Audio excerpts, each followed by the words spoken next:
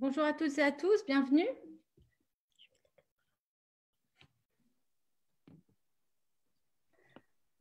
On va bientôt commencer, on va laisser Hello David, welcome. Bonjour Jean-Marie.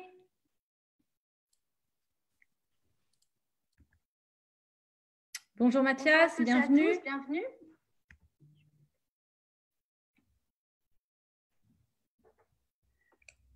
On va bientôt commencer, on va laisser Hello David, welcome. Bonjour Jean-Marie.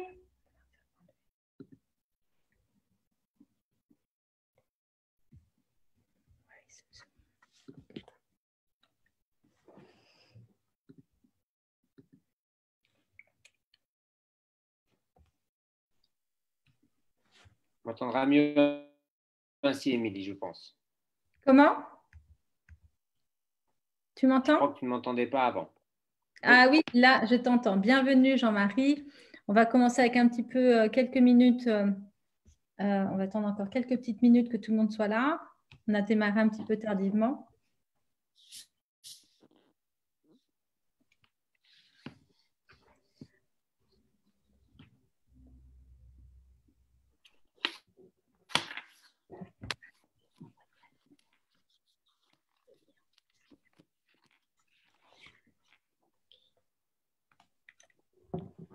Alors, Mathias, bienvenue. On va suivre le plan de l'ouvrage. Hello, David. How are you? Are you online? Do you hear us?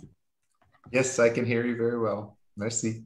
Okay, thank you for joining us. It's 6 a.m. in Hawaii. So, well, all the event is recorded, so it will be online on the NCP. So we can start. We're going to follow the program.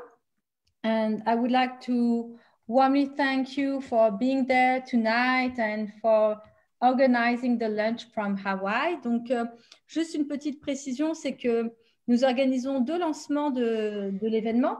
Un en français aujourd'hui depuis la Normandie en distanciel. Mais prochainement, notre collègue David Forman va organiser aussi un lancement en présentiel à la faculté de droit de Hawaï dans le cadre de Environmental Law Program dont il est le directeur à Hawaï. Donc, bienvenue à toutes et à tous. Et pour celles et ceux que l'on verra plus tard, eh bien, on vous donne rendez-vous. Nous sommes infiniment heureux de présenter l'ouvrage, le premier ouvrage de la collection de la chaire Normandie pour la paix, Legal Actions for Future Generations. Donc, David Forman, maybe you can introduce yourself before I follow on the program. Thank you very much, Emily. I just welcome everyone. It was really an honor to be involved in this process. I want everyone to understand that this is really the intellectual brainchild of Emily Gaillard. I was just a visitor to the process. I was happy to be invited to participate in the symposium as part of the scientific committee. And then to present a paper as well as involve Tony Oposa and Nick Robinson and all of the people that these fantastic exchanges have led to, particularly Dick Ottinger at Pace University, who was the individual that introduced me to Emily when we were getting ready to do the very first intergenerational moot court. And he had described to me the work that Emily had done on her dissertation on the rights of future generations. And when I heard about that work, I thought we had to absolutely involve her in the very first intergenerational moot court. And she not only served as an expert, but she became a judge for us on that moot, as well as a coach, bringing a student from France, and then has been participated in the second moot in Cebu, and also hosted the fourth moot in Caen. And so it's been really a wonderful opportunity to work with her and to meet folks like Jean-Marie and Matthias and Danny Noonan and others, all the other authors. So I'm really looking forward to reconnecting with all of you and sharing some more information going forward. Thank you, Emily. Thank you very much, David. I'm very, very pleased to see you. So, well, this is our first lunch and we're very, very happy to be there. Let's follow. On va continuer. So we're going to present how on va commencer à présenter l'ouvrage. Donc, comme l'a expliqué David Forman, c'est sur les actes d'un colloque qui s'est tenu à Caen. Et donc, nous avons ici une petite représentation de quelques-uns des auteurs qui étaient présents à l'époque. Tous ne sont pas là, bien évidemment, maintenant. Qu'est-ce qui a rendu la publication de cet ouvrage possible? Eh bien, c'est la création de la chaire Normandie pour la paix grâce au Forum mondial pour la paix en juin 2019. Et donc, on a créé une chaire d'excellence CNRS. C'est la région Normandie qui l'a créée en partenariat avec l'Université de Caen et le cabinet du président du CNRS. Et donc, à la tête, c'est Tony Oposa, le leader de la chaire, qui a été le pionnier, qui a ouvert la voie vers la reconnaissance d'actions en justice mise en œuvre au nom des générations futures. Et donc, cette fameuse affaire date de 1993, a été remportée aux Philippines. Et donc, ce colloque a été créé en honneur à ce travail-là. Et la chaire Normandie pour la paix est nourrie et articulée autour de Tony Oposa, du professeur Robinson. Et son objectif, c'est de fournir un travail d'excellence interdisciplinaire pour inspirer sur cette thématique du droit des générations futures, du droit des peuples autochtones, du droit de la nature, l'objectif étant de protéger l'intégrité du vivant. Alors, il y a une certaine originalité, puisque on a la possibilité de mener des actions de diplomatie scientifique. Il y en a 3 qui sont actuellement à l'œuvre à l'échelle internationale sur le ICJ Project. À l'échelle nationale, prochainement, nous organiserons un événement. Et l'objectif est vraiment d'accompagner ce devoir, comme le dit Tony Oposa, de protéger la terre, l'air et l'eau, ce qui donne un acronyme en anglais, LAW, the Law of Life. Alors, à la tête de cette collection de la chaire Normandie, de la chaire Normandie pour la paix, voici un ouvrage, le premier. Il y a le leader de la chaire, Anthony Oposa, le professeur Robinson, moi-même et David Forman. Nous avons l'immense honneur d'avoir reçu au sein du Board of Advisors des conseillers scientifiques de cette collection, des personnes particulièrement inspirantes de différentes générations et qui toutes œuvrent pour la protection de l'environnement. Nous avons des personnes avec une carrière très avancée, telles que Ben Bauer ou professeur Mireille Delmas-Marty, avec des personnalités de renom, le professeur Olivier De Schutter, qui est le directeur de thèse de Mathias Spittel, qui va prendre la parole tout à l'heure, des collègues de différents continents, puisque nous tenions effectivement à avoir cette représentation internationale. Alors, c'est bizarre parce que... Excusez-moi, je cherche à admettre quelqu'un. J'ai un petit souci avec mon clavier. Alors, nous allons continuer. Nous allons commencer à présenter... Excusez-nous. Déjà, peut-être qu'on va enlever le partage d'écran. Voilà. Excusez-nous. We have a little technical problem. We need to integrate some people. Perfecto. Here we are. Okay, perfect. So Professor Robinson has made a presentation. He didn't send any video. Il n'a pas envoyé de vidéo. Mais dans la présentation du professeur Robinson, il y a vraiment une idée de revenir sur les fondements théoriques pour nourrir ce droit des générations futures. Professeur Brandweiss va peut-être arriver en cours de présentation.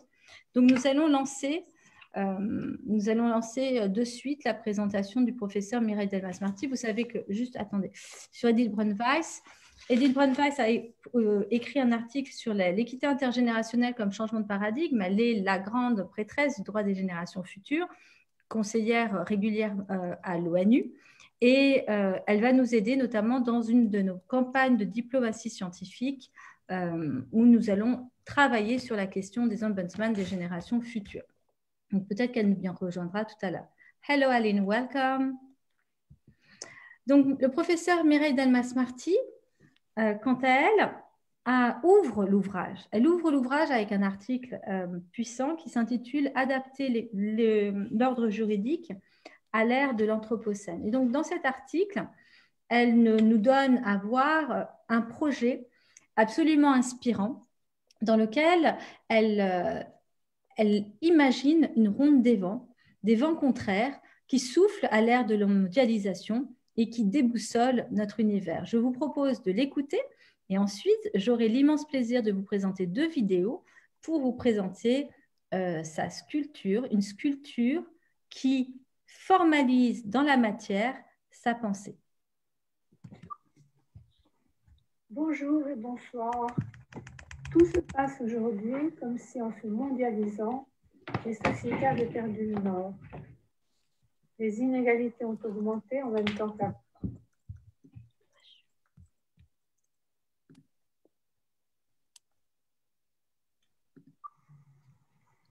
Bonjour et bonsoir. Tout se passe aujourd'hui comme si en se mondialisant, les sociétés avaient perdu le nord. Les inégalités ont augmenté en même temps que la croissance et les tensions se sont renforcées avec la lutte contre le terrorisme, puis le changement climatique. Il y a des années maintenant que nous observons le grand désordre d'un monde pris dans les tourbillons de vents contraires. Sécurité contre liberté, compétition contre coopération, innovation contre conservation, exclusion contre intégration. Mais voilà, la pandémie du Covid-19 a créé un effet de loupe. Un pays comme la France, qui naguère interdisait le port du voile au nom du vivre ensemble, rend maintenant le port du masque sanitaire obligatoire au nom de la sécurité. Alors, dans un tel contexte, où trouver une boussole? Sur une première vidéo, nous présentons une maquette d'environ 1,50 m par laquelle l'artiste Antonio Benedicta a conçu cette boussole par transposition de la pensée à la matière. Et cette maquette, vous en aurez simplement le lien. En revanche, nous vous proposons aujourd'hui une deuxième vidéo, celle d'un prototype bâti, construit à partir de la maquette et qui lui fait 4 mètres de haut. Alors ce prototype, que nous appelons la boussole des possibles, est à la fois un objet en mouvement, vous allez voir un tout petit peu du mouvement, et un manifeste citoyen. Il sera installé cet été au château de Boutla en forêt et sa vocation serait de devenir un triple instrument. Un instrument pédagogique destiné aux jeunes, avec des ateliers fabriquement une boussole, un instrument civique destiné à tout public, avec des rencontres, conversations autour d'une boussole des possibles, enfin un instrument d'évaluation éthique des politiques publiques destiné aux décideurs, avec les principes régulateurs qui proposent la boussole des possibles et qui portent des valeurs éthiques inspirées des divers humanismes ferments de nos sociétés. Là, c'est une suggestion d'Anne Jacob dans son rapport du ministère de la Transition écologique intitulé « Exploration prospective, climat et contentieux à l'horizon 2050 ». Elle considère dans ce rapport que si les objectifs de développement durable, les ODD, les fameux ODD, constituent des objectifs opérationnels pour l'action, la boussole des possibles, qu'elle était venue voir dans l'atelier d'artistes, propose une lecture de ces choix à l'aune de couples de principes régulateurs, tels que fraternité et hospitalité pour l'humanisme de la relation, égalité et dignité pour l'humanisme de l'émancipation, celui des Lumières, solidarité sociale et solidarité écologique pour le nouvel humanisme des interdépendances, enfin créativité et responsabilité pour un humanisme de l'indétermination qui préserve la liberté humaine. Je vous souhaite une bonne réunion et je vous dis à très bientôt.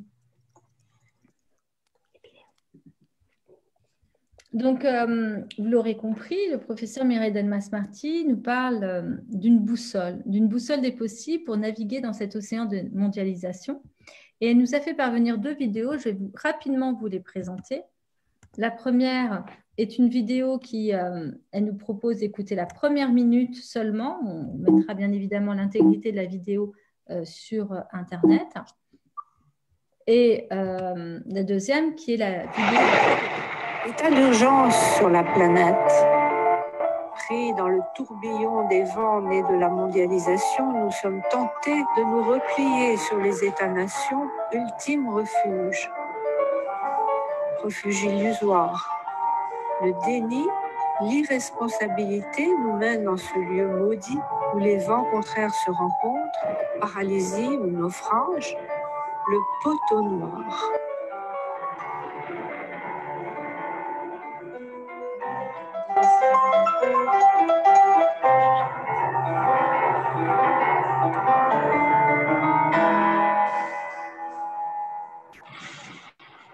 À l'affût de la moindre brise, il nous faut une boussole. Et donc, cette boussole, elle l'a formalisée. Elle a créé avec le sculpteur Antonio Beninca. Et nous avons juste la possibilité de vous présenter très rapidement donc, ce socle qui prend appui au sol avec différents grands principes régulateurs, avec cette projection vers le ciel qui soutient les couples des vents contraires. Donc ici, nous avons 2 couples de vents contraires, la compétition, 2 mains qui s'entrechoquent, 2 mains qui sont liées, qui signifient la coopération, l'oiseau en cage, la sécurité, l'oiseau qui s'envole contre la liberté. Et pour faire simple, chaque couple de vent est mobile et s'envole tout en haut la spirale des humanismes. Et tout cela est régulé par un fil à plomb. C'est une très belle œuvre réalisée par Antonio Beninca et qui sera peut-être l'occasion d'être un triple instrument pédagogique de dialogue et de fabrique. Voilà, donc nous saluons Mireille Delmas-Marty qui nous a fait le plaisir de nous transmettre tous ces documents. Aline Ware a une interview dans 10 minutes. Aline, are you still there? On va peut-être lui donner la parole par rapport à la partie numéro 2 sur l'industrie nucléaire et les droits des générations futures qui constituent un risque existentiel majeur pour les générations futures. Aline Ware est titulaire du Livelihood Award, qui est l'équivalent du prix alternatif de l'appel. Aline, the floor is yours. Can you present your article? Thank you very much for being there. Bonsoir, Emily, and hello to everybody else. Please excuse me for speaking in English. My French is not very good. Thank you to David and to Emily for inviting me to provide a chapter on legal actions with regards to nuclear weapons, which I have been engaged in through a number of legal initiatives, such as the advisory opinion of the International Court of Justice in 1996, which was very important for applying customary international law to the issue of nuclear weapons, and also to some degree to applying law protecting future generations, particularly the work of Professor Weeramantre, Judge Weeramantre, who raised a lot of the issues to do with protecting future generations, both in the deliberations in the court and also in his separate opinion. And we've been continuing to use the law protecting future generations and introducing it in other events, such as the Tribunal on nuclear weapons and criminal responsibility of leaders of nuclear weapon states, which was held a few years ago in Australia. and we were very honoured to have Professor Gaillard, Emily, to present to that tribunal, which was very, very influential on the two judges of the tribunal.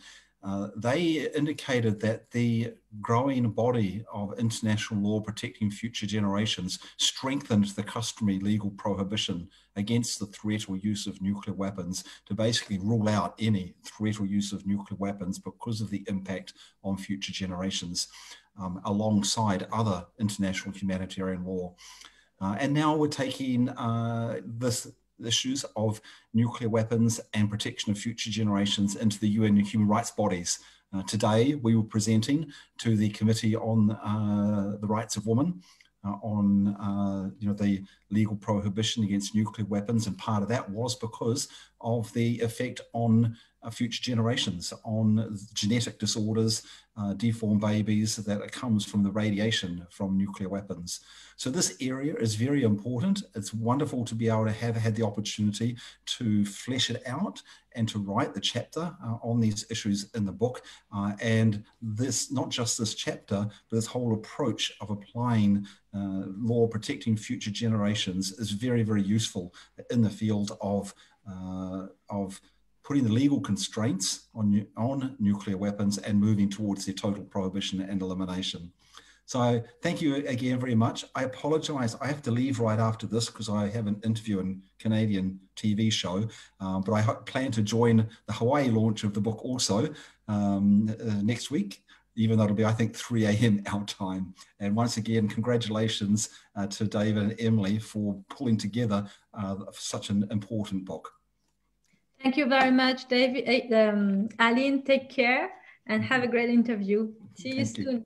Thank you. Donc, Aline Ware a effectivement mentionné le travail majeur aussi de la vie dissidente, l'opinion dissidente du juge Vera Mantri. Il a écrit deux opinions dissidentes qui sont absolument historiques et un véritable cours de droit des générations futures et notamment un tribunal des peuples auquel j'ai participé sur la question de l'écocide et du droit des générations futures et des crimes à l'égard des générations futures. Maintenant, nous allons passer rapidement au second article de cette partie 2. Enfin, pas rapidement. Jean-Marie, tu as tout le temps que tu le souhaites. Nous ne sommes pas en train de courir. Tu as écrit un article sur le traité d'interdiction des armes nucléaires pour lequel je sais que tu œuvres énormément. Donc, nous sommes très heureux de compter sur ton article. Ce n'est pas un traité qui est, pour le coup, très connu en France. Et donc, nous sommes ravis de pouvoir compter sur ta présentation. Est-ce que ce type de traité serait une nouvelle voie d'action pour protéger les générations futures? Merci beaucoup, Émilie. Merci beaucoup, David. Merci beaucoup à la chaire de m'avoir invité il y a quelques années maintenant donc à ce colloque, qui fut fort intéressant et qui a permis d'aboutir à la rédaction de cet article et de cet ouvrage qui est assez conséquent, je crois que tu ne l'as pas assez montré, et qui est véritablement très intéressant à lire. Et j'espère que très rapidement, une version francophone sera publiée aussi pour que les francophones puissent le lire dans le futur. Je crois que c'est aussi vraiment important. Et oui, tu l'as indiqué, effectivement, j'ai écrit un article en lien entre les générations futures et le traité sur l'interdiction des armes nucléaires, qui commence malgré tout à être de plus en plus connu dans la sphère française et francophone, en partie grâce on peut dire, aux actions que l'on mène à travers la campagne internationale pour abolir les armes nucléaires avec Anne France, pour laquelle je travaille, pour laquelle je suis un des experts et éco-porte-parole. Et c'est véritablement un traité. D'abord, c'est le premier traité qui existe depuis plus de 25 ans au niveau multilatéral sur les questions du désarmement nucléaire. Donc, c'est quand même un véritable moment historique. Et c'est un traité qui est rentré en vigueur ce 22 janvier 2021, puisqu'un nombre minimum d'États de 50 l'ont ratifié, et ce qui va permettre de faire avancer le droit international humanitaire, renforcer la non-prolifération nucléaire, faire avancer le désarmement nucléaire et parler et encourager à cette notion du droit des générations futures. Ce matin, en même temps, et c'est là où on voit que la question des armes nucléaires nous entoure tous et encore plus nous, Français, qui vivons dans un État qui possède des armes nucléaires, la ministre des Armées a lancé un programme pour construire 4 nouveaux sous-marins nucléaires lanceurs d'engins, en indiquant que ces sous-marins allaient permettre de faire durer la dissuasion jusqu'en 2090. Et donc 2090, il y a le temps de voir quelques générations futures. Et c'est pour ça que c'est véritablement important de parler de ces générations futures, parce que d'ores et déjà, aujourd'hui, on a d'une certaine manière destiné leur futur. Et c'est véritablement important de parler de la paix et donc de travailler sur cette notion-là à travers votre recherche. Et ce traité sur l'interdiction des armes nucléaires, le TIAN, fait des références directes aux droits des générations futures. Et c'est même le premier traité sur les armes de destruction massive qui parle qui utilise ces termes, puisque les autres armes de destruction massive, les armes biologiques, les armes chimiques, par exemple, n'en parlent pas. Il y a une prise en compte dans les traités dits des armes non discriminantes, comme les mines antipersonnelles et les armes à sous-munitions. Mais là, on a véritablement l'utilisation de ce terme en anglais, future generation, donc traduit en français par génération future, à différentes reprises dans le préambule pour marquer l'importance que ces armes, en cas d'emploi, réaliseraient des conséquences humanitaires catastrophiques pour les générations actuelles et pour les générations futures. Et on parle aussi de travailler pour ces générations futures à travers l'éducation à la paix, puisque finalement, si on éduque les personnes sur ces questions-là, c'est aussi pour que par la suite, elles puissent travailler sur les processus de paix et de désarmement. Et plus directement, en fait, cette problématique, cette notion du droit des générations futures est derrière aussi des articles 6, qui est notamment l'assistance aux victimes, pour aider les populations actuelles qui sont toujours victimes, autant des bombardements d'Hiroshima et de Nagasaki, on a encore des populations japonaises qui sont soignées, que de toutes les populations qui ont subi les essais nucléaires. Et je crois que dans le Pacifique, le nombre d'essais nucléaires réalisés autant par la France que par les États-Unis ou les Britanniques ont été extrêmement importants.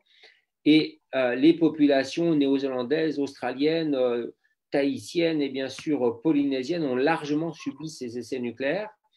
Et il y a cette notion dans cet article 6 de protéger, d'assister, d'aider ces personnes et puis aussi de tenter de réhabiliter dans la mesure du possible cet environnement. Donc, ce qui pose la question, par exemple pour la France, de savoir, de mener des études véritablement sur le futur de cet atoll de Mururoa, dont on sait qu'il y a une certaine instabilité sur le plateau sous-marin.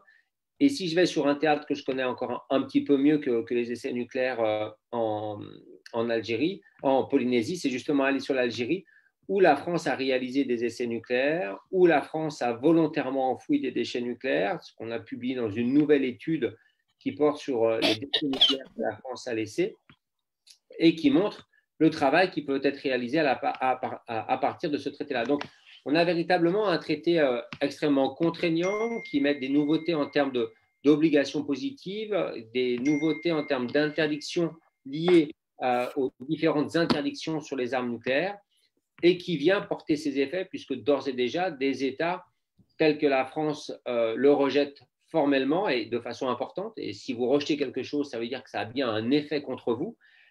Et puis, on a une masse d'États extrêmement importante qui d'ores et déjà aussi le soutiennent. Et je pense que c'est ça le plus important. Voilà, je vais peut-être m'arrêter là parce que je ne veux pas trop garder mon temps de parole. Mais véritablement, merci Émilie et David et pleinement prêt à poursuivre ce travail sur le droit des générations futures et des armes nucléaires et sur le traité sur l'interdiction des armes nucléaires dans le futur avec vous. Avec grand plaisir, merci beaucoup. Ce que tu dis est passionnant de toute façon. On n'a pas tous les auteurs, donc c'est très bien que tu prennes le temps d'expliquer ainsi, parce que la question du nucléaire était effectivement un risque existentiel pour l'intégrité de la planète et l'intégrité des générations futures, leur droit à une existence à une vie saine, tout simplement. Et on pourra bien évidemment, dans le cadre de la chaire, organiser d'autres temps forts, notamment avec nos amis de Polynésie française, et pourquoi pas avec tes contacts en Algérie. Nous avons déjà un deuxième tome qui va être publié, intitulé Justice, Vérité et Résilience, où nous donnons la parole à Peace Boat, à des Ibakusha, à ces témoignages de survivants de la bombe. Et donc, cela donne à réfléchir sur cette culture de paix durable également. Merci beaucoup, Jean-Marie. Merci. Alors, pour Frédéric Lemarchand, il ne peut pas être avec nous, mais il nous salue chaleureusement. Je sais que dans la présentation de Hawaï, David Forman a prévu notamment une photo de Frédéric Lemarchand en tenue de navigateur.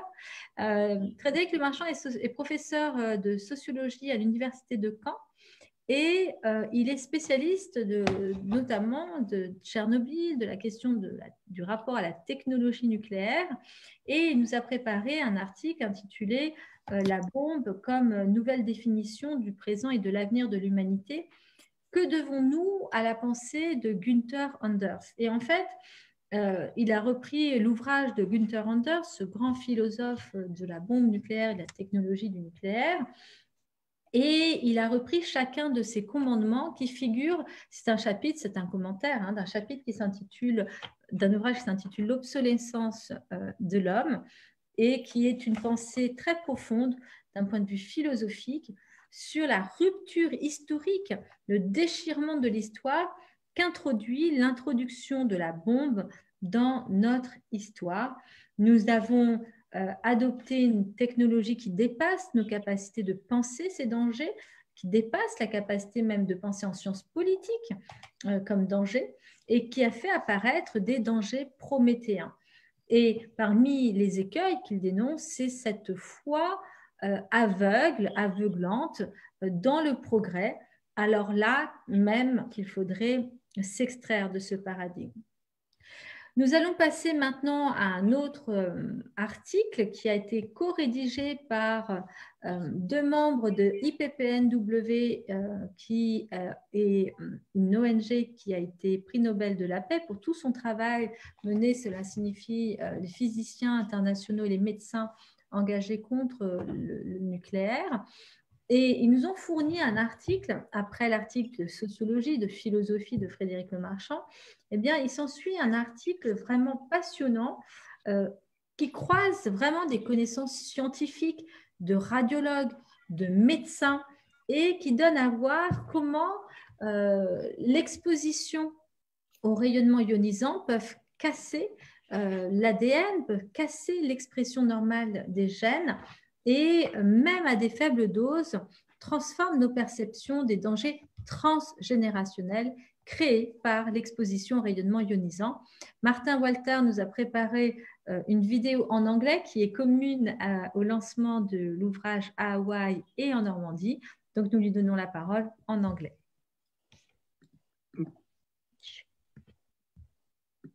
My name is Martin Walter. First, I would like to thank Emily Gaillard and David Forman for inviting me to the launch of the book Legal Actions for Future Generations, which they served as editors. I'm proud to have contributed, together with Andreas Niedecker, a chapter of the book to draw attention to the consequences of the nuclear industry for the health and to preserve the genetic heritage of humans, animals, and plants. And not only did the atomic bombs of Hiroshima and Nagasaki brought suffering from ionizing radiation, but the generation of electricity in nuclear power plants also brings suffering from uranium mining, the production of nuclear fuel, the so-called reprocessing of spent fuel, and not solved disposal of nuclear waste. Not only big nuclear accidents, but also the fallout of even low doses of ionizing isotopes causes mutations in the most important heritage of mankind, the genome, but also in the genetic code of animals and plants. Genome damage has been shown by molecular, biological, and phenotypic methods in many scientific publications. The official scientific bodies such as the International Commission on Radiological Protection, the ICRP, and the United Nations Scientific Committee on the effects of atomic radiation, the ANSCIR, do not fully agree with our use. Nevertheless, we advocate better protection from ionizing radiation. We have used examples of humans, barn swallows, butterflies, as well as trees in a chapter of your book to show how the damage is done and what the health consequences may be for future generations. We are completely convinced that the nuclear age must be ended. We advocate this cause on behalf of the Swiss affiliate of the International Physicians for the Prevention of Nuclear War. Thank you for your attention.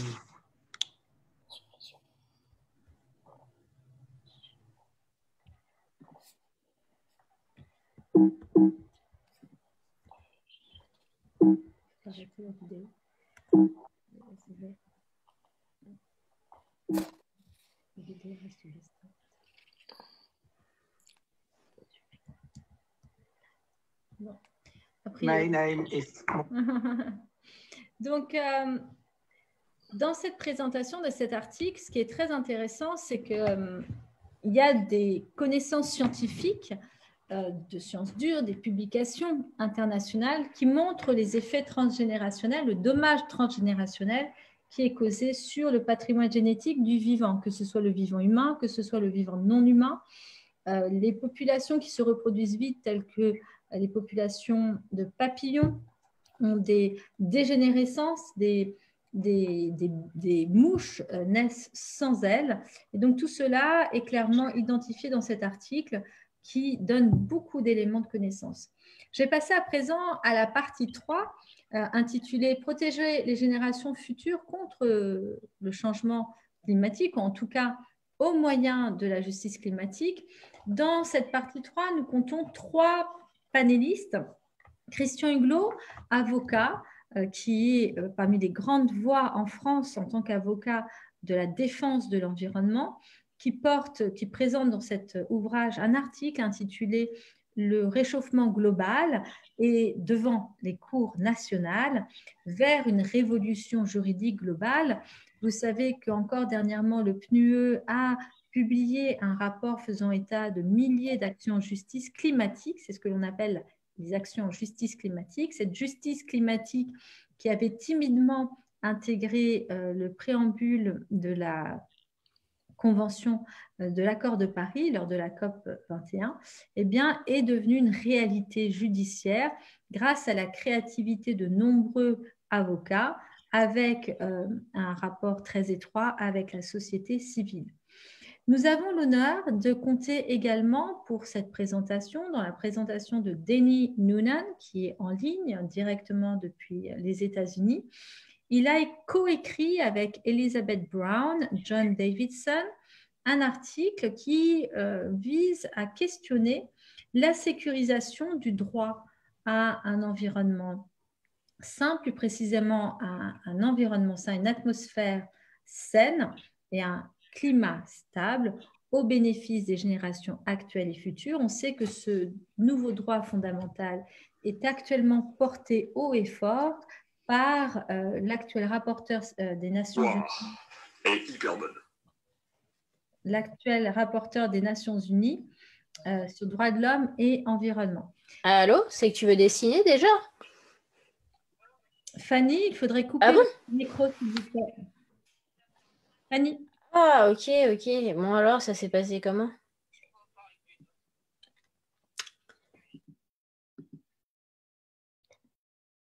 Ok. Danny, do you hear us? Yes, I do. Yes. So I don't see you yet. I haven't met you yet, and I'm more than happy and really thank you for being there tonight for the launch of the book from Normandy. You know, here we're in lockdown because of the COVID. So we're doing it on Zoom, and David in Hawaii will launch it at the Faculty of Law. It will be more, how can I say, chaleureux. Anyway. Émilie, je comprends français, donc... je pense que ce sera plus chaleureux à Hawaï. En tout cas, merci beaucoup d'être là. n'hésitez pas à mettre votre caméra. Je serai très heureuse de vous voir. The floor is yours. Merci beaucoup. Comme Emily a dit, je m'appelle Danny. Je suis un avocat d'une sorte et avec les autres écrivains de ces chapitres, Elizabeth Brown et John Davidson.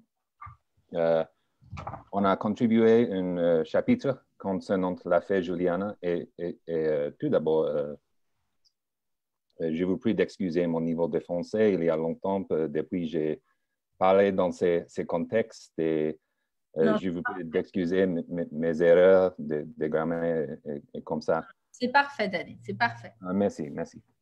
Alors, on a contribué un chapitre concernant l'affaire Juliana, un recours qui était inspiré directement par l'affaire Miners of Persa contre Factoran dans les Philippines et en fait qui a inspiré certains autres recours climatiques depuis son lancement, qui sont aussi fondés sur les droits fondamentaux, les droits constitutionnels et les droits de l'homme. Et un exemple très récent de ces affaires, c'est l'affaire du siècle en France, qui a réussi dans le tribunal administratif en France d'établir que l'État français est en faux en ne respectant pas ses cibles et les cibles internationales pour réduire les émissions de gaz à effet de serre. Un autre exemple de ces affaires, c'est le recours qui est dans le Cour européen des droits de l'homme, qui continue maintenant dans ces cours, qui concerne les obligations des États pour réduire les émissions sous les conventions européennes des droits de l'homme et les articles 2 et 8 de cette convention, ou cet accord. Mais malheureusement, l'affaire Juliana n'a pas reçu le même niveau de succès dans ce tribunal. En fait, il y a quelques semaines, le Cour d'appel a rejeté encore une fois les argumentations de les demandeurs. Et maintenant, il y a seulement une dernière voie d'appel et c'est un appel dans le Cour suprême des États-Unis. Et on peut douter peut-être la probabilité de succès dans ces cours parce que depuis le lancement de l'affaire de Juliana, la composition de ces cours a changé un peu. Il y a maintenant 6 juges conservateurs dans ces cours suprêmes et seulement 3 juges plutôt libéraux. Mais à mon avis, cette réalité juridique, peut-être, ces résultats soulignent l'importance d'avoir une stratégie politique, une stratégie médiatique, en fait, en effet, une stratégie publique pour accompagner la stratégie juridique afin de poursuivre, afin de réaliser les droits intergénérationnels, les droits de l'homme. Alors, merci beaucoup pour cette résumé de ce chapitre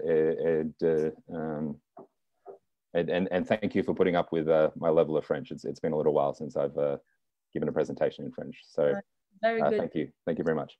Thank you to you. Well, Danny, there are another case, the very first climate case in France that has been won is the Grande Sainte case. Mm-hmm. And Corinne Lepage, who is also an author in the book, is the attorney who holds the Grande Sainte case.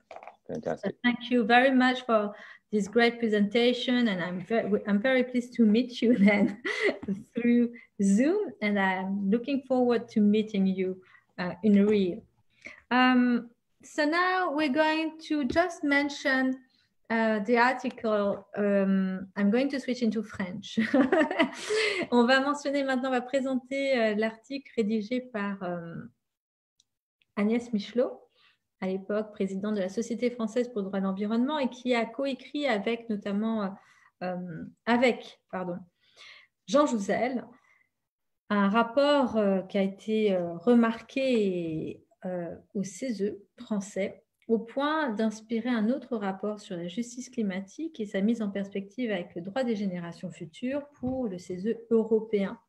Et en fait, dans les conclusions, il apparaît que tout a droit à un principe d'intégrité, que cette idée de justice climatique, bien évidemment, c'est une acception qui est transgénérationnelle, à la fois pour l'avenir, mais aussi pour l'avenir de l'humanité. Et donc, dans son article, plusieurs mesures pour préserver les intérêts des générations futures sont également présentées.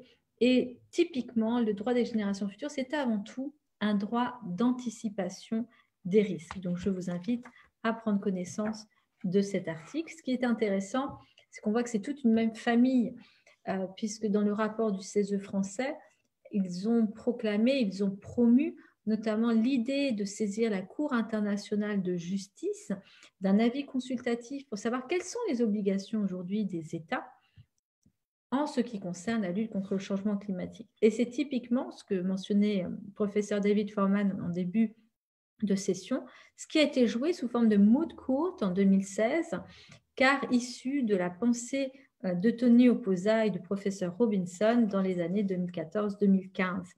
Et ce moot court et ces propositions sont actuellement à l'œuvre et elles sont en voie de devenir une réalité, notamment portées par des jeunes partout dans le monde. Et la Chaire Normandie pour la paix est partenaire et au soutien de ce grand mouvement de la jeunesse climatique. Passons maintenant à la partie 4. Nous nous sommes posé la question de savoir quelles pourraient être les voies prospectives, d'autres voies pour protéger les générations futures. Et donc, nous avons une première présentation réalisée par Marie-Angèle Hermite, un article absolument passionnant, très grande chercheuse qui, en tout cas pour moi, est une source d'inspiration, une grande pionnière sur de nombreux sujets. Et donc, elle reprend une réflexion sur l'animisme juridique, sur la mise en interrelation avec ces actions en justice climatique et voir comment progressivement les générations futures intègrent les prétoires, comment d'autres concepts juridiques que l'on n'a pas en France, en droit français ou en droit européen, tels que les concepts de trust, de public trust et d'obligation de protection et de diligence, sont en train de complètement renouveler les champs légitimes du droit pour protéger juridiquement les générations futures. Donc, elle explore plusieurs voies d'animisme juridique en lien avec la pensée des peuples autochtones, également en lien avec une certaine forme de religion, et enfin avec une nouvelle forme d'animisme juridique basée sur une nouvelle relation, une nouvelle ontologie juridique. Je m'en remets à son article.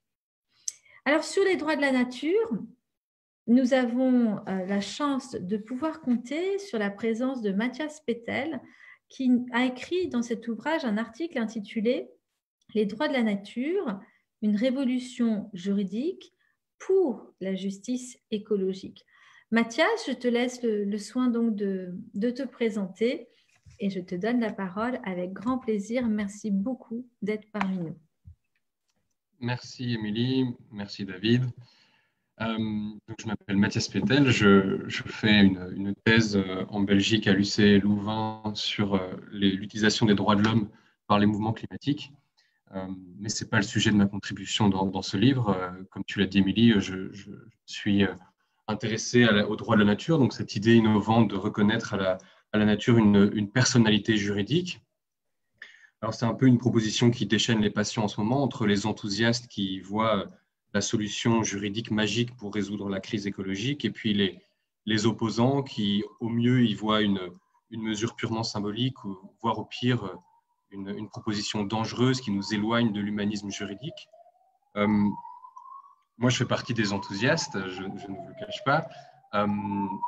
Simplement, il y a peut-être deux enseignements que j'essaye de contributions qui font partie de mon article, qui en fait sont deux conditions, selon moi, pour que ces droits de la nature soient réellement effectifs.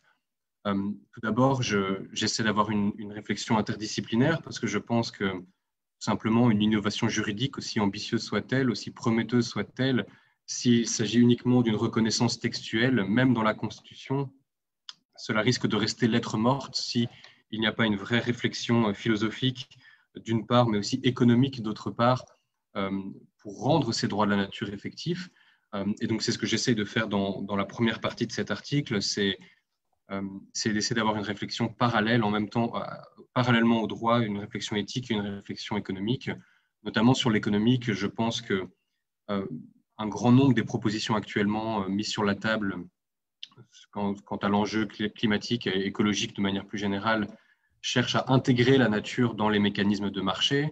Je crois au contraire que les droits de la nature nous invitent plutôt à soumettre le marché aux limites écologiques. Donc, au lieu d'intégrer la biosphère dans le marché, faire de l'économie un sous-système de la biosphère. Et donc voilà, je pense derrière les droits de la nature, au-delà de la proposition juridique, il y a un changement de paradigme aussi au niveau économique qui nous invite à de nouvelles finalités pour notre système économique. Et puis, deuxième enseignement que j'essaie de souligner, c'est le fait qu'en fait, derrière toutes les reconnaissances des droits de la nature à travers le monde, il y a des communautés humaines qui doivent les porter.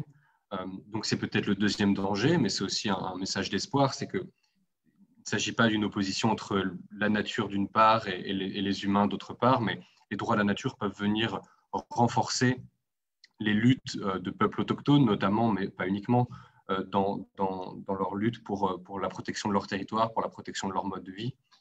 Donc, je crois en ce sens que les droits de la nature peuvent être un outil important si ils sont adossés à des pratiques et à des mouvements sociaux. Et donc, en ce sens, les droits de la nature sont là pour moi comme un soutien à l'écologisme des pauvres, pour reprendre l'expression de Martinez-Allier, plutôt qu'une reconnaissance juridique top-down, élitiste, qui voudrait protéger la nature sauvage sans considération pour les communautés locales. Et donc voilà, c'est les deux éléments que je voulais un petit peu mettre sur la table dans cette contribution. Et puis avec vous aujourd'hui, je crois que ça éclaire aussi l'échec relatif de l'Équateur, qui a reconnu les droits de la nature dans sa constitution, mais ça n'a pas été vraiment suivi d'un impact fort sur l'écologie.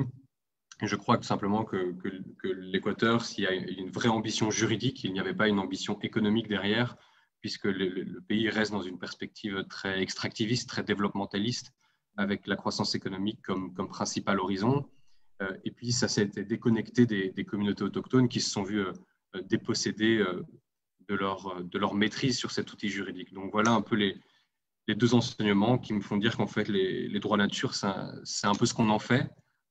Et donc, je reste très enthousiaste, mais avec ces petits caveats, ou en tout cas ces deux messages-là. Magnifique, merci beaucoup Mathias, on est vraiment très heureux de t'entendre, de te voir même à distance.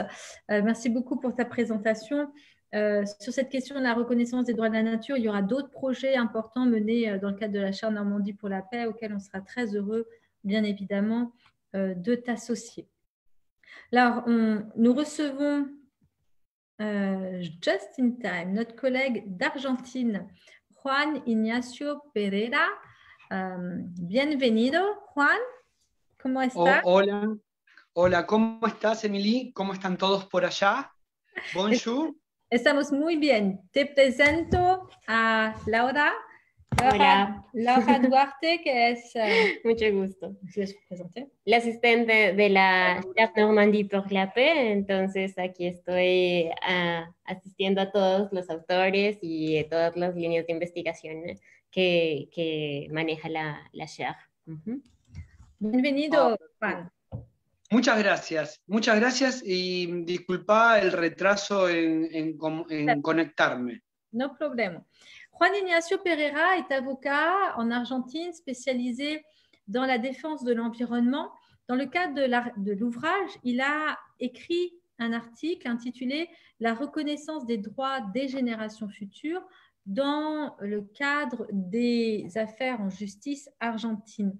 Donc, il a fait tout un constat, un listing, et raisonné sur les perspectives possibles de ce droit des générations futures en Argentine. Juan Ignacio Pereira a également eu un rôle très actif dans le cadre du tribunal international Monsanto.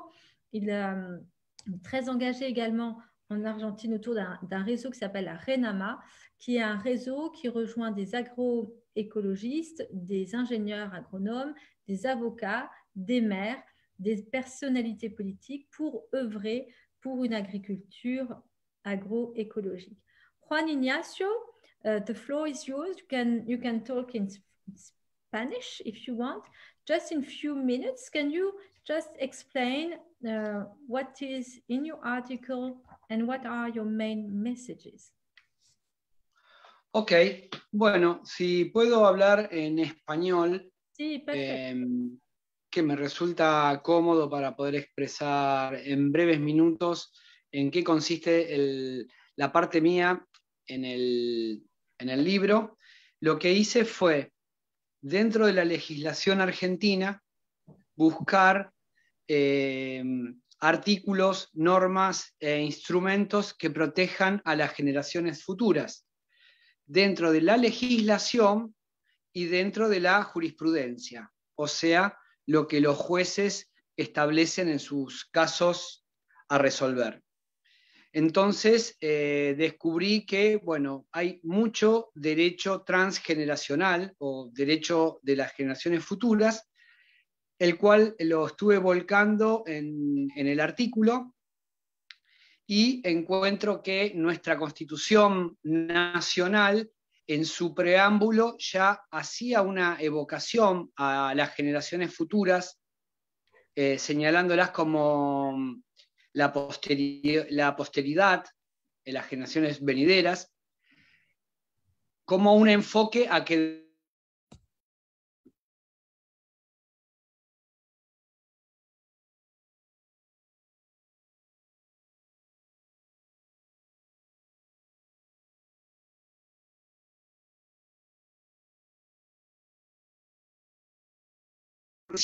mecanismos de evaluación de impacto ambiental y mecanismos de protección de la naturaleza, ¿no?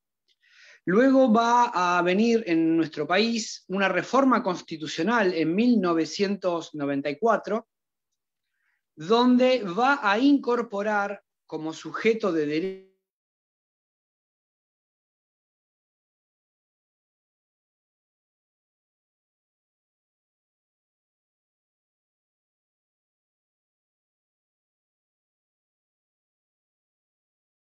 en ese momento. Era un periodo donde las constituciones provinciales también se estaban reformando.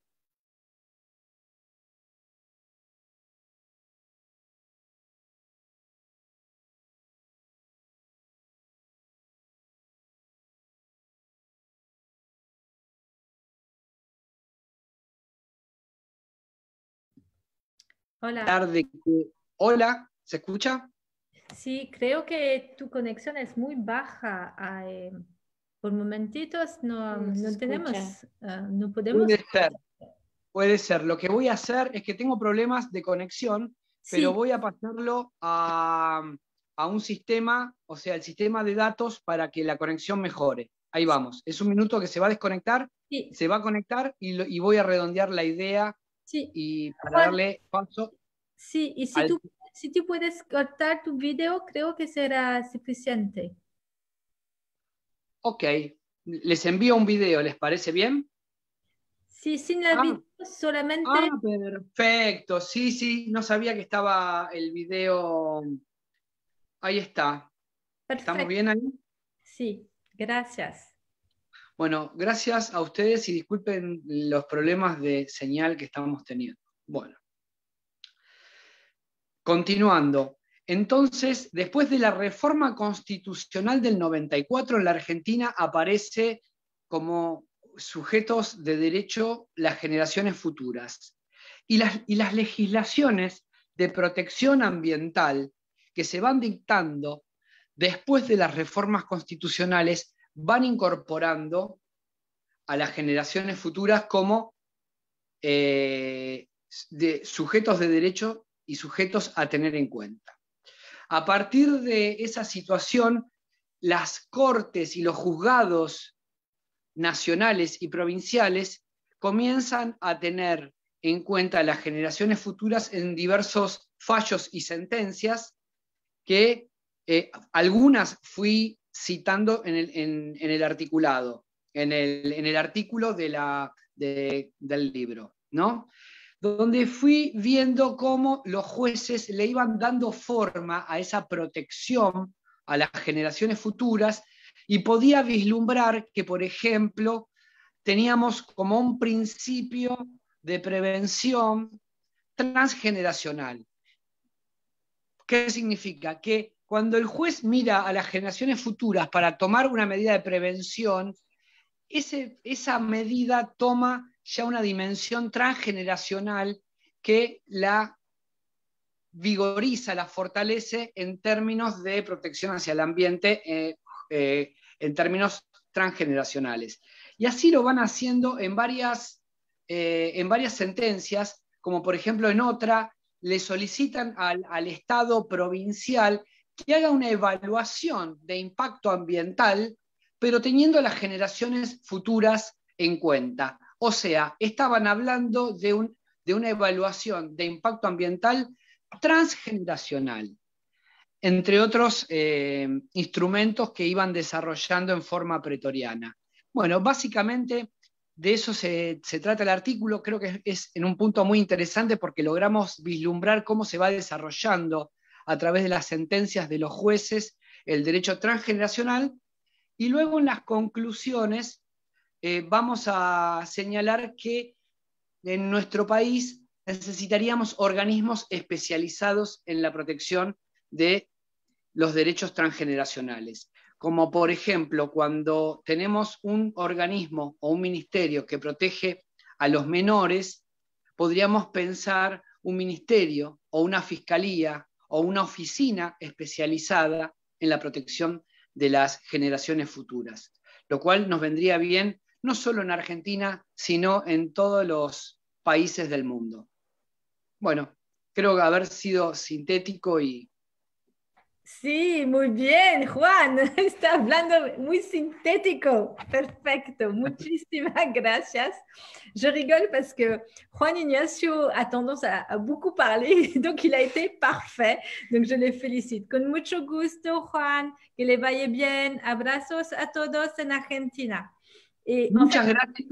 Muchas gracias y abrazos a todos. Y bueno, espero verlos pronto y que podamos seguir avanzando en el progreso de este derecho tan importante que es el derecho de las generaciones futuras. Y ahora me voy a quedar escuchando las exposiciones del resto de los colegas. Mucho gusto. Muchas gracias. Muchas gracias, Juan.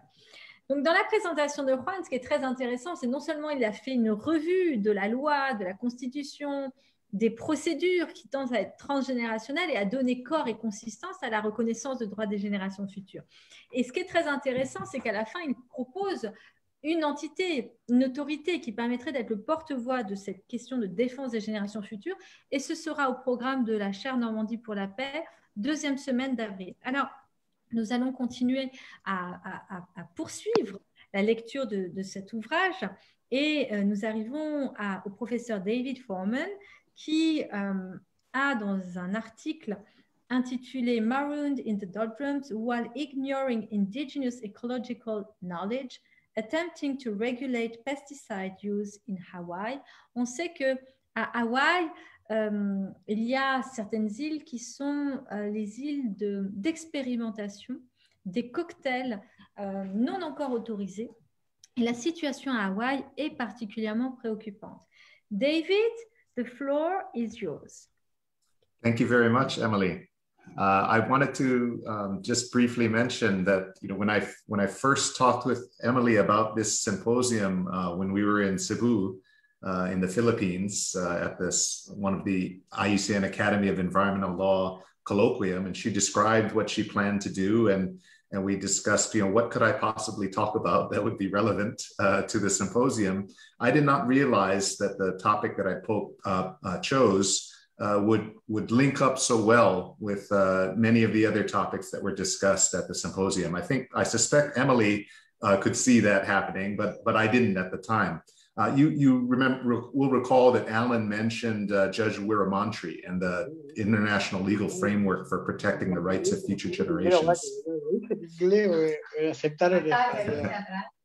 Lo sé, capaz que sí, no sé, bueno, me diría. Sorry about that.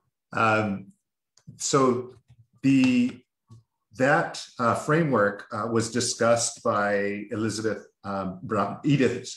Braun-Weiss, discussing the deeply rooted, diverse cultural and religious traditions around the world, and Hawaiians are one example of that. Nick Robinson also talked about the Onondaga Nation looking at 7 generations ahead when they're making decisions, talking about being good ancestors and developing resilience, and the Onondaga Nation's principles are very similar to the Hawaiian worldview. And then Wakini Sage was talking about the impacts of nuclear weapons in French Polynesia, and he started talking about navigation and the Malama Honua, the worldwide voyage by the canoe, the voyaging canoe Hokulea. And so the linkages were just really incredible to see.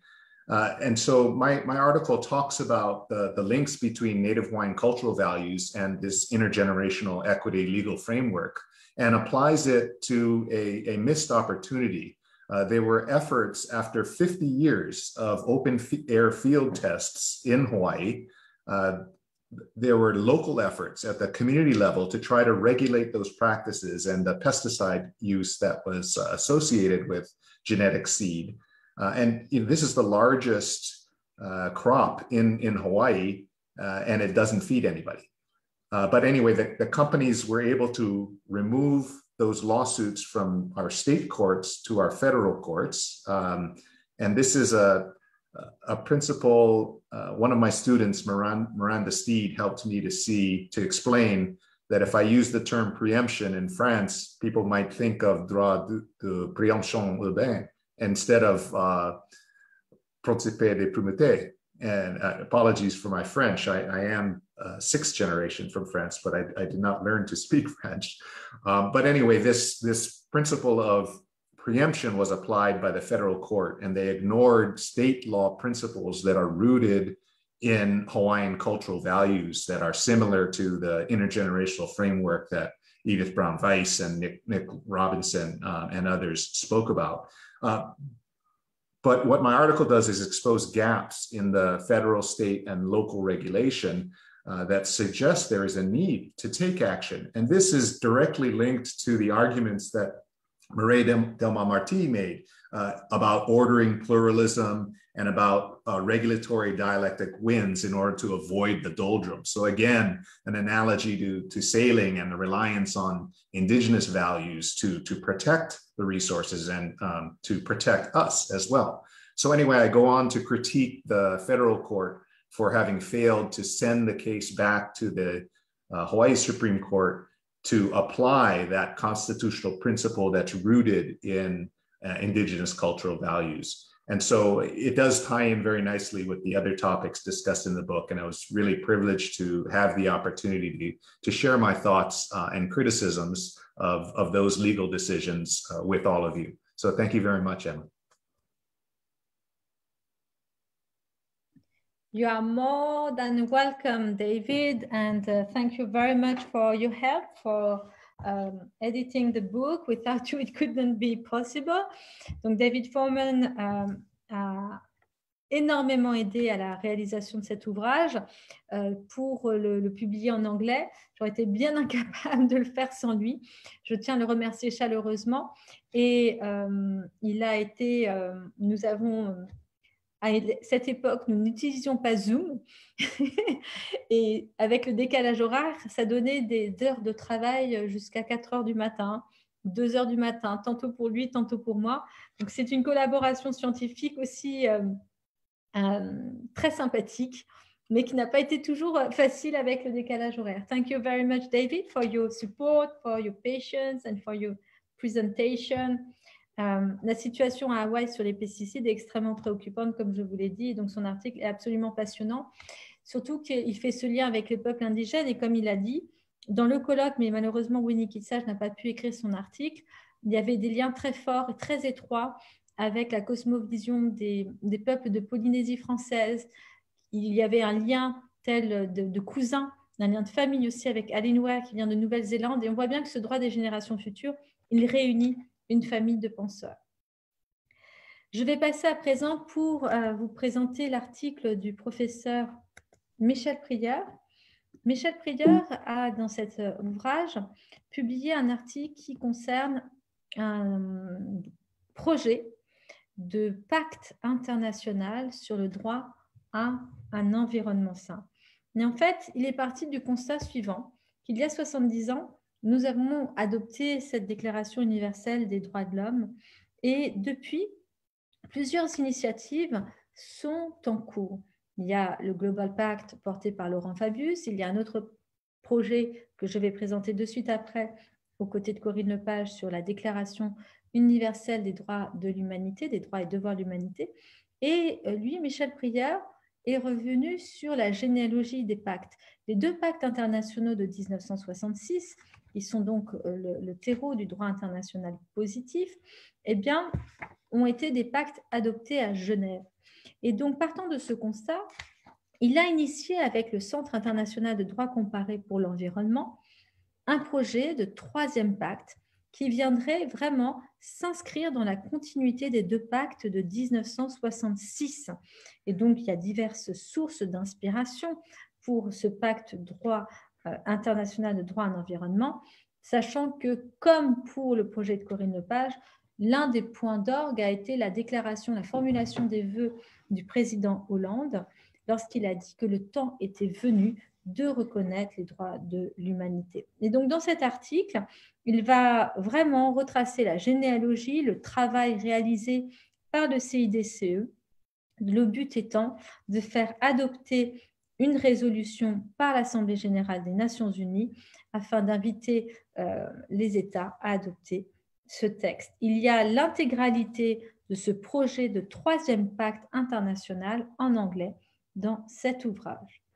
Cela me permet de passer à présent à l'article 16 de cet ouvrage qui promeut la reconnaissance de droits et devoirs de l'humanité, tant à l'égard de l'humanité actuelle que des générations futures, reprenant le même départ, c'est-à-dire cette déclaration de François Hollande pour ses vœux qui disait qu'il y a 70 ans, nous avons pu adopter une déclaration universelle des droits de l'homme. Maintenant, le temps est venu d'orienter le monde vers l'adoption d'une déclaration des droits de l'humanité pour préserver la planète.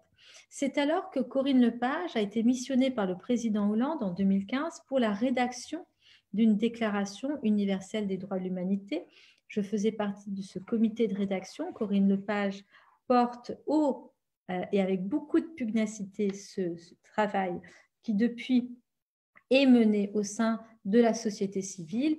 Je lui donne de suite la parole. Elle nous a fait le plaisir de préparer une vidéo. Je rappelle que Corinne Lepage a été ministre de l'Environnement, est une grande figure avec son mari Christian Huglot en tant qu'avocat de défense de l'environnement. Dernièrement, elle est à l'origine de la première affaire en justice climatique avec Grande-Synthe. Elle était députée européenne et nous avons le plaisir de lui donner la parole par vidéo. Bonjour, je suis Corinne Lepage. J'ai participé à ce magnifique ouvrage pour parler de la Déclaration universelle des droits de l'humanité que je promeus avec d'autres depuis plusieurs années.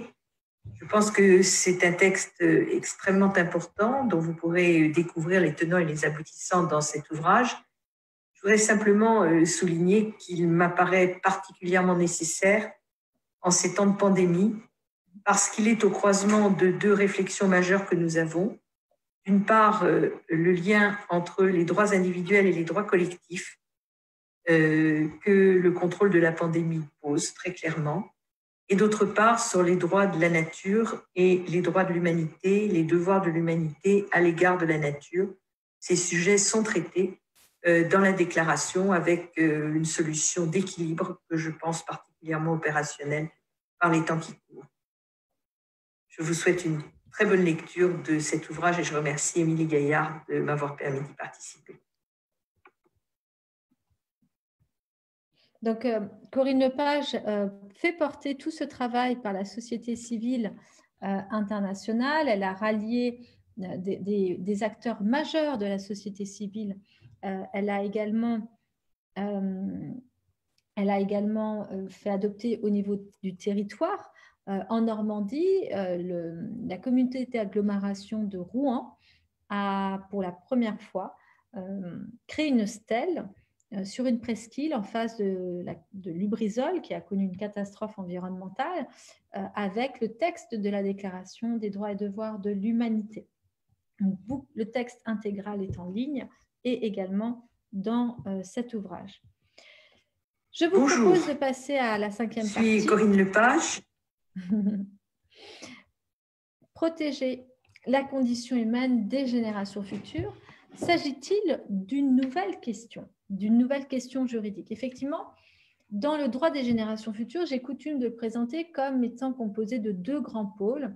Un pôle environnemental de défense de l'intégrité de l'environnement, des écosystèmes à travers le temps long, mais aussi la question de l'intégrité humaine qui est questionnée de manière multiple et de manière particulièrement accrue à l'heure de projets visant à augmenter l'humain. En anglais, on dit « enhance man »,« enhance humankind ». Et ce projet qui paraissait assez fou prend beaucoup d'actualité. À titre d'illustration, en décembre dernier, on sait qu'un comité éthique a donné l'accord pour mener des recherches sur l'augmentation des militaires français. C'est vraiment quelque chose qui peut paraître de l'ordre de la science-fiction et pourtant, le processus est déjà lancé. Dans cette 5e partie, vous aurez un article écrit par Christian Bick qui sonde la question du droit et de l'idée de perfectibilité. Il y a également une thèse qui a exactement ce titre-là, défendue à la faculté de Rennes. Et donc, dans cet article, Christian Bick, qui est à la tête du comité français, du comité national de bioéthique à l'UNESCO, fait un tour d'horizon de cette question de la perfectibilité de l'homme, de la possibilité de l'augmenter, de le transformer, des pistes d'introduction du post-humanisme, c'est-à-dire de l'avènement d'une nouvelle humanité, et les pistes de rejet aussi. L'auteur n'étant pas là, je vais particulièrement soigner et donner la parole aux auteurs qui sont là. Et je salue chaleureusement notre collègue qui est connectée depuis Québec, professeure Louise Vandelac. Louise a rédigé un article sur le post-humain vers l'abolition des générations futures. De quel droit? Chère Louise, j'espère que tu nous entends bien. Nous t'accueillons avec grand plaisir. J'espère que tu vas bien et je te laisse te présenter et présenter ton article. Tu as la parole.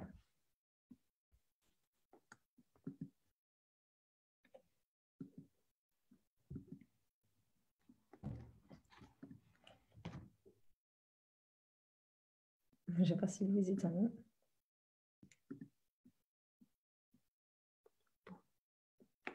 Louise? Je me permets d'appeler Louise. Bon. Louise, dès que tu reviendras, tu nous diras et on te donnera la parole. C'est bien dommage. Je ne sais pas s'il y a un petit problème de connexion. Ah! Voilà, j'y suis. On est ravis de t'entendre, Louise. Qu'est-ce que je suis contente. Bienvenue en ligne. Merci. Bonjour à tout le monde. Je soulignais qu'il me semblait important par rapport à cet ouvrage magistral de souligner non seulement le travail important d'Émilie Gaillard et David Forman, et je voulais m'excuser auprès de David Forman qui, dans l'introduction, semble avoir eu beaucoup de fil à retordre avec mon article, parce que c'est un article très particulier, et je m'en excuse, David, qui est un article à la fois non seulement de synthèse à partir d'enjeux philosophiques, socio-économiques, sociopolitiques, technoscientifiques, puisque mon travail en sciences de l'environnement, mais aussi en sociologie, est un travail centré depuis des années sur les transformations du vivant. Or, il me semblait important, par rapport à ces enjeux juridiques, de tenter de dénouer certains des fils qui ont permis de mettre en place ce creuset idéologique, ce creuset politique dans lequel nous sommes maintenant. Et la meilleure façon d'illustrer certains de ces éléments, c'était d'emprunter quelques passages à la lecture. Donc, ce qui me semble important comme message dans ce texte, qui est un texte très dense, c'est de mettre en évidence que le temps nous est compté, véritablement, puisque nous commençons à peine à saisir l'ampleur de l'insidieuse guerre aux vivants qui s'attaque aux conditions même de régénération des milieux de vie, au point de nous mettre désormais au péril de nous-mêmes. Et que l'enjeu du transhumanisme actuellement, c'est littéralement d'accélérer notre sortie en douce de l'espèce humaine. Rien de moins. C'est une hypothèse qui se confirme malheureusement constamment, qui est là depuis déjà le 19e siècle, donc j'emprunte certains passages à Aldous Huxley, à Günther Anders évidemment, à Renan un peu avant, et même à Piero Sraffa, qui est un économiste, qui nous permettent, et qui a écrit La production de marchandises par des marchandises, puisque l'un des enjeux, c'est effectivement de nous retrouver dans un contexte où l'être humain devient profondément une marchandise comme une autre, et qui peut être, je dirais, objet de transformation sans précédent.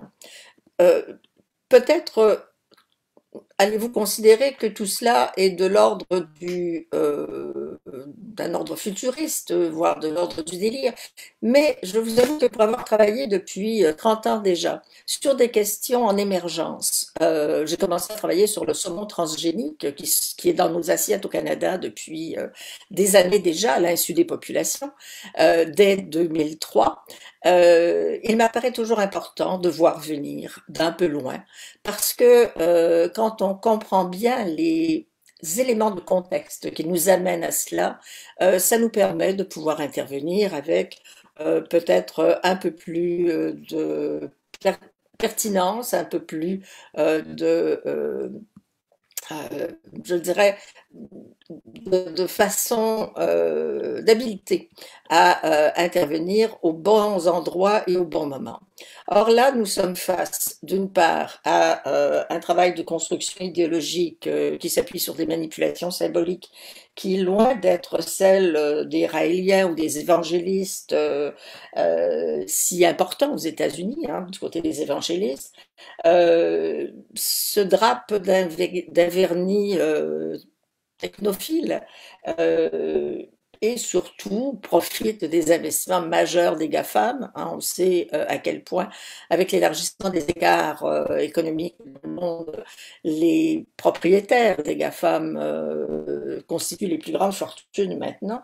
Et ce sont des convergences aussi technoscientifiques, la convergence des NBIC, nanotechnologie, biotechnologie, technologie de l'information et neurosciences, mais aussi de ce qu'on appelle les CQTS, c'est-à-dire les Convergent Knowledge and Technology for Society, qui, d'une certaine façon, englobent l'ensemble des transformations sociotechniques dans un modèle de société autoréférentiel, ce qui est extrêmement problématique aussi. Ce sont des horizons de pensée extrêmement lourds de sens. Et Dans la mesure où, pour le droit, les questions qui se posent, pour reprendre des propos d'il y a un très grand nombre d'années de la part voilà, de Bernard Edelman, de François Host, c'est la possibilité encore d'avoir la possibilité de poser la question du lien et de la limite, la question des barrières à mettre en place. J'écris à un moment donné ce post-homme, copie clinquante et clonique de l'Homo economicus, se dupliquant à l'infini, s'appuie, voire exacerbe tout en prétendant le contraire, les dégradations combinées du climat, de la biodiversité et des événements climatiques extrêmes aux redoutables effets sur l'engendrement des êtres et la régénération du monde, conduisant ainsi à nous faire littéralement la peau. Autrement dit, entre le corps de la planète, le corps humain, le corps de la pensée, le corps social, il y a des liens importants à mettre en évidence. Et je vous dirais que le point aveugle de ce nouvel eugénisme, qui donne surtout à voir ces fantasmes les plus fous d'auto-reproduction narcissique, tient de la délirante prétention de changer désormais de registre pour remplacer les conditions de régénération des êtres et du monde par un régime de production entièrement artificialisé et breveté aux mains de quelques-uns. Donc ce sont des questions extrêmement importante qui m'amène à poser la question de quel droit? De quel droit au singulier, de quel droit au pluriel, pour mettre en évidence que ce projet de mécanisation et de transfiguration emmêlée qui nous font passer de l'ordre symbolique à celui de la matérialité pure nous oblige à interroger très sérieusement les enjeux mêmes de ces transformations. Il y a, comme le dit Catherine Labrusse, le projet transhumaniste vise à faire imploser le sens du lien et de la limite. Et maintenant, le droit contemporain n'arrive guère, pour l'instant du moins, à y faire barrage, constate Catherine Labrusse-Rioux. Donc, c'est une invitation à penser ces mutations autrement qu'en acquiesçant benoîtement à l'emprise technoscientifique. C'est de voir comment le droit peut opposer une résistance à l'effritement symbolique et à la déperdition de sens, comment le droit peut contribuer à préserver l'humanité de l'engendrement, condition même de l'être humain et de la polysémie de ses liens intergénérationnels. Autrement dit, le droit peut-il échapper à la domination des principes utilitaristes pour opposer à la norme publique et au respect des êtres, à la privatisation marchande et à tout crainte du vivant? Voilà quelques-unes des questions qui sont posées dans cet article. Je ne peux pas vous en dire davantage pour l'instant. J'ai largement dépassé, je pense, mon droit de parole. Et ce sont des questions qui, effectivement, sont plus faciles sans doute à lire qu'à tenter de synthétiser en quelques minutes. Vous le verrez. Alors, je vous remercie. Merci beaucoup, Louise. Bon, de toute façon, l'objectif, c'est de partager, d'avoir un petit moment de convivialité à défaut d'être toutes et tous ensemble. Merci beaucoup pour cette présentation. Ce sont des thèmes sur lesquels nous avons le plaisir de travailler depuis quelques années au sein du pôle risque de la MRSH. Merci à toi pour cette belle présentation, pour cet article. Et donc, du coup, la version française est bientôt préparée. Il n'y aura plus de problème de traduction. Merci, Louise. Merci. L'article d'après est co-rédigé avec Amandine Caillol, maître de conférence à l'Université de Caen, à la faculté de droit, et maître de conférence en droit privé, et moi-même, puisque nous avons mis dans cet article le point de départ d'une recherche que nous menons, notamment dans le cadre de la mission GIP Droit et Justice, intitulée Transhumanisme et droit. Et donc cet article, qui est publié dans l'ouvrage ici présent, est de poser les premières idées, les premières interrogations qui sont finalement le point d'orgue, le point de départ de cette nouvelle recherche GIP, qui va aboutir à 2 publications prochainement. J'aimerais vous lire juste un extrait d'Hannah Arendt qui ouvre ma thèse et qui ouvre aussi cet article, car je le trouve particulièrement puissant. Voici ce qu'elle disait dans la condition de l'homme moderne. Mais il se pourrait, créatures terrestres qui avons commencé à agir en habitants de l'univers, que nous ne soyons plus jamais capables de comprendre, c'est-à-dire de penser et d'exprimer les choses que nous sommes cependant capables de faire.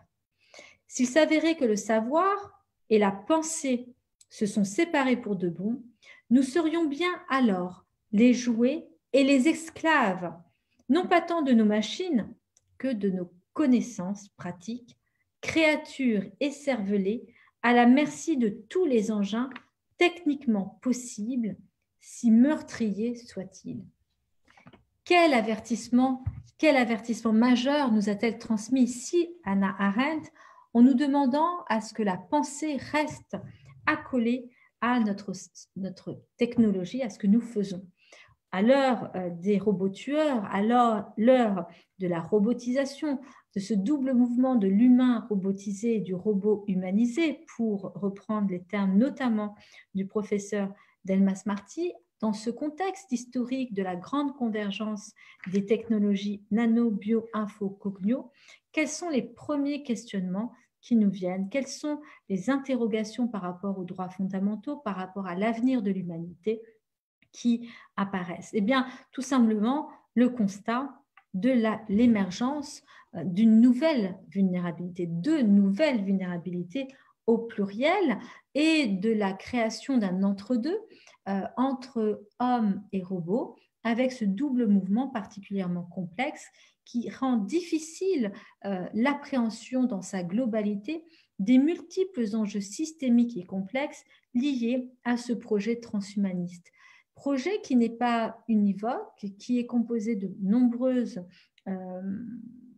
courants, et donc qui néanmoins ne peut que générer un processus, ou en tout cas ouvrir un processus plutôt totalisant et global qui va aux prises avec l'avenir de l'humanité.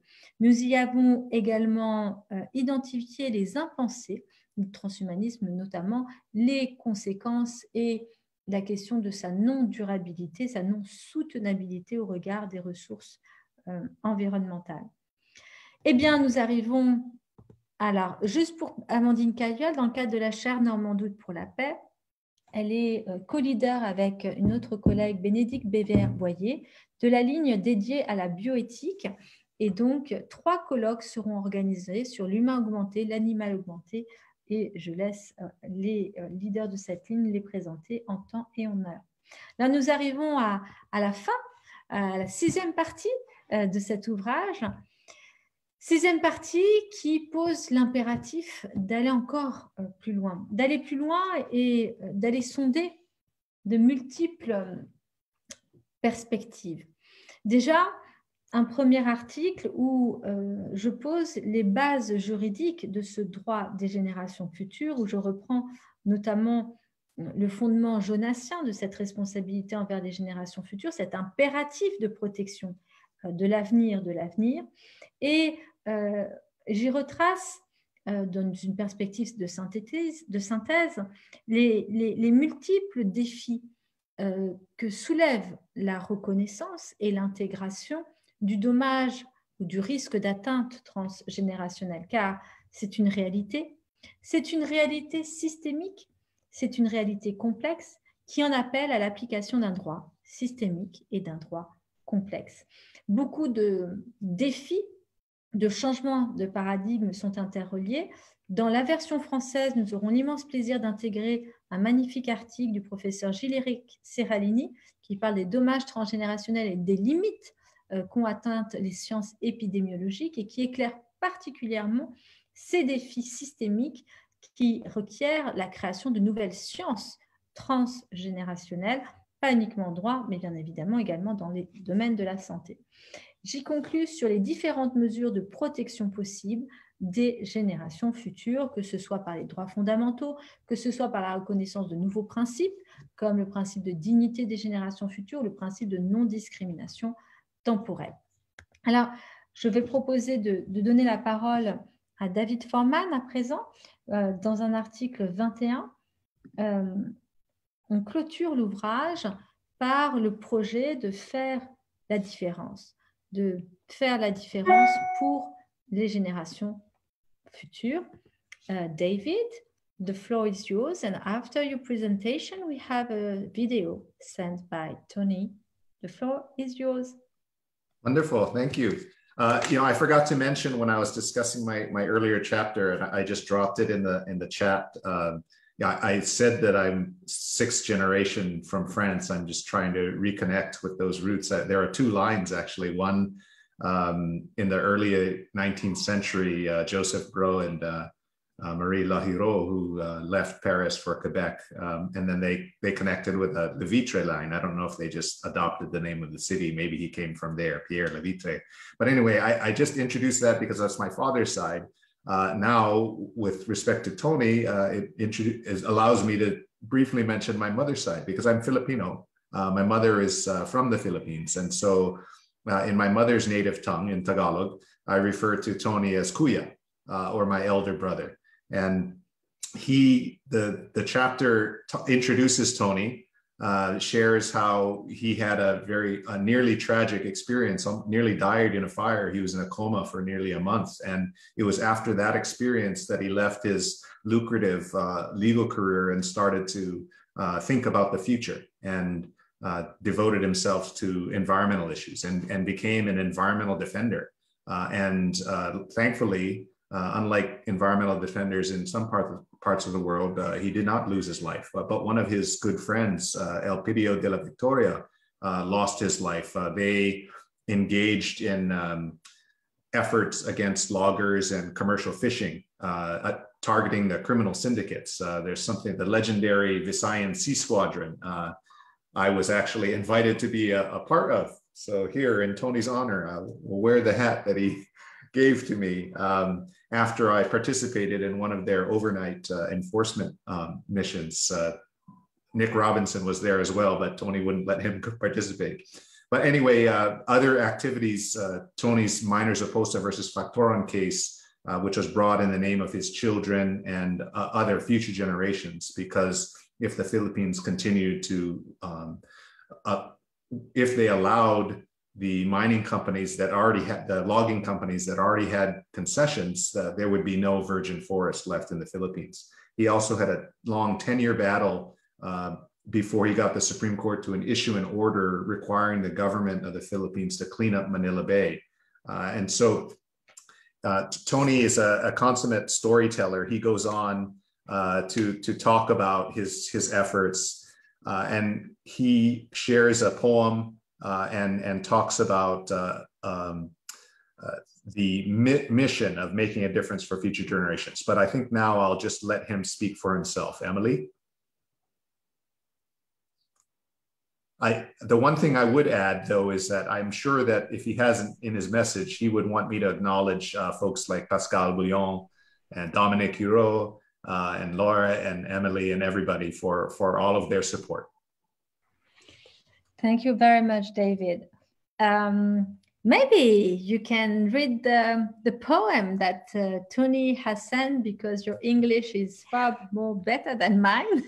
Well, it's your French. I mean, your English is much better than my French, so I thank you for not asking me to try to translate it. But so let me go. I don't know that I can do a dramatic reading, but I'll give it my best. 10, 50, 100 years from now, and many generations hereafter, let it be said that during our watch, while gifted with intelligence and insight, with privilege and position, with the wealth of wisdom, and with the freedom and power of the human will, let it be said that in our time and during our watch, we did our share. And maybe, just maybe, we will make a little difference.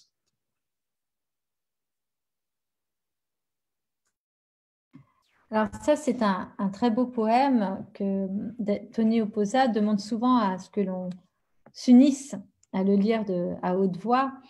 Et c'est vraiment une manière de fédérer cette communauté de chercheurs sur ce droit des générations futures et de prendre conscience qu'ensemble, nous travaillons à faire œuvre commune pour peut-être réaliser une petite différence. Nous allons terminer sur une vidéo de Tony. De Tony Oposa. Merci à toutes et à tous. A little gift for you. Please. Excusez-moi, j'enlève juste.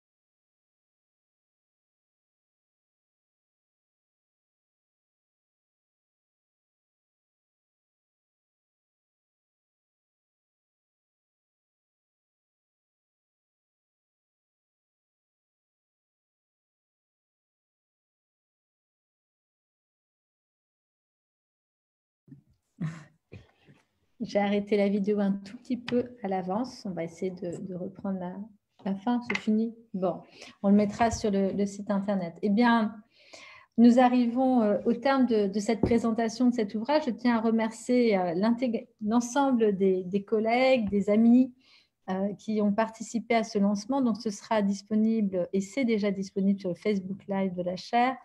Le 24 février prochain aura lieu le lancement officiel depuis Hawaï mené par David Forman. Nous serons tous en train de dormir à 3 heures du matin.